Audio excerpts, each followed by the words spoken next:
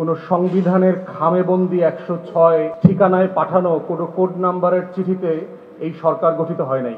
এই সরকার হচ্ছে 24-এর রক্তস্নাত গণ অভ্যুত্থানের সরকার। আওয়ামী লীগকে পিছন থেকে পুনর্বাসন করবার নির্বাচন এবং রাজনীতি করতে চায় তাদেরকে মনে রাখতে হবে জুলাই সনদের অক্ষরে অক্ষরে প্যারায় প্যারায় আগামী গণ অভ্যুত্থানের ভবিষ্যৎ লিখে দেওয়া আছে।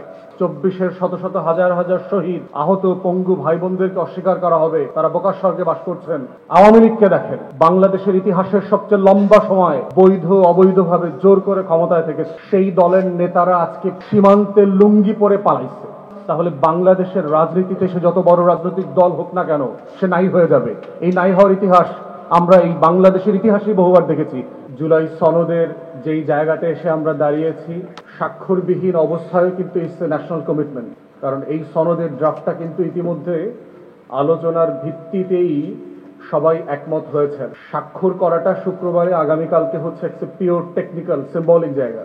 It has already been signed politically at the Consensus Commission. So সেই জায়গাতে আমরা বোধ করছি যে বাংলাদেশের রাজনৈতিক ইতিহাসে এটা একটা ঐতিহাসিক ঘটনা যে ক্ষমতার বাইরে শুধুমাত্র দেশ, রাষ্ট্র, দেশের মানুষকে নিয়ে যে আমরা ঘন্টার পর ঘন্টা, সপ্তাহের পর সপ্তাহ, মাসের পর মাস জাতীয় ঐকমত্যে পৌঁছানোর চেষ্টা করেছি, আলোচনা করেছি, একমত দ্বিমতের উপরে ভিত্তি করে ছাড় দিয়ে কিভাবে একটা জায়গায় আসা যায় যেখানে প্রায় সবাই আমরা কাছাকাছি।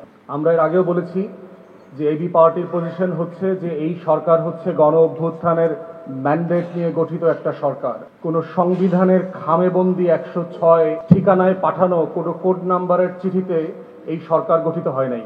এই সরকার হচ্ছে 24-এর রক্তস্নাত গণ অভ্যুত্থানের সরকার। যারা আওয়ামী সাংবিধানিক ফ্রেমে, 72-এর সংবিধানের ফ্রেমে ঢুকিয়ে দিয়ে 106-এর কোড নাম্বার ব্যবহার করে জেমস বন্ডের মতো করে আওয়ামী লীগকে পিছন থেকে পুনর্বাসন করবার নির্বাচন এবং রাজনীতি করতে চায় তাদেরকে মনে রাখতে হবে জুলাই সনদের অক্ষরে অক্ষরে প্যারায় প্যারায় আগামী গণ অভ্যুত্থানের ভবিষ্যৎ লিখে দেওয়া আছে।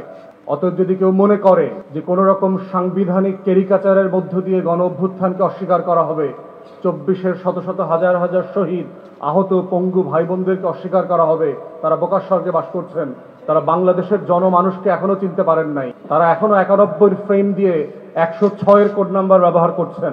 বাংলাদেশ 91-তে 2001-এ নাই, যেটা 2025। যারা এই মানুষ বুঝতে পারছেন না তারা বাংলাদেশের রাজনীতিতে গ্র্যাজুয়ালি অপ্রাসঙ্গিক হয়ে যাবেন। It's about history. এটার সাথে আমাদের কোনো রাজনৈতিক দল অথবা রাজনৈতিক মতের ব্যাপারে কোনো জিঘাংসার প্রশ্ন নাই। এটা হচ্ছে ইতিহাস। শুধু মুসলিম লীগের ইতিহাস দেখেন, একটা দল 2টা রাষ্ট্র বানিয়েছে ব্রিটিশ বিরোধী আন্দোলনের জায়গা থেকে, সেই দল আজকে সাবকন্টিনেন্টে নাই হয়ে গেছে। আওয়ামী লীগকে দেখেন, বাংলাদেশের ইতিহাসের সবচেয়ে লম্বা সময় বৈধ অবৈধভাবে জোর করে ক্ষমতায় থেকেছে, সেই দলের নেতারা আজকে পালায়ে সীমান্তে লুঙ্গি পরে পালাইছে। এটা হচ্ছে ইটস অ্যাবাউট পলিটিক্যাল হিস্ট্রি। যদি আপনি জনগণকে বুঝতে না পারেন, জনগণের মানুষ বুঝতে না পারেন, জনগণের যে পরিবর্তিত চরিত্র বুঝতে না পারেন, 6 কোটি তরুণদের আকাঙ্ক্ষা বুঝতে না পারেন, তাহলে বাংলাদেশের রাজনীতিতে সে যত বড় রাজনৈতিক দল হোক না কেন সে নাই হয়ে যাবে। এই নাই হওয়ার ইতিহাস আমরা এই বাংলাদেশের ইতিহাসেই বহুবার দেখেছি গত 6-7 দশকের মধ্যে। তো সেই পরিবর্তিত বাস্তবতায় আমাদের এবি পার্টির পজিশন হচ্ছে যে বর্তমান অন্তর্বর্তীকালীন সরকার হচ্ছে গণ অভ্যুত্থানের সরকার, এবং সেই প্রেক্ষিতেই পার্টির চেয়ারম্যান বারবার রিপিটেডলি কমিশনের মিটিংয়ে বলেছেন যে ডিসাইসিভ হওয়ার সময় এসছে। Enough is enough on discussion and debate and consensus. সিদ্ধান্ত দিতে হবে, রুলিং দেন, ভার্ডিক্ট দিয়ে দেন, what needs to be done. আমরা সবাই সাফিসিয়েন্টলি কথা বলেছি এবং এটার উপর ভিত্তি করে আগামী দিনে গণভোট হোক, সাংবিধানিক মানে কনস্টিটিউশনাল ফ্রেমের অধীনে কোনো প্রোক্লামেশন হোক, যেই ফ্রেমে আসুক, এই সনদের একটা লিগ্যাল পজিশন পরিষ্কার হয়ে যেতে হবে জাতির কাছে।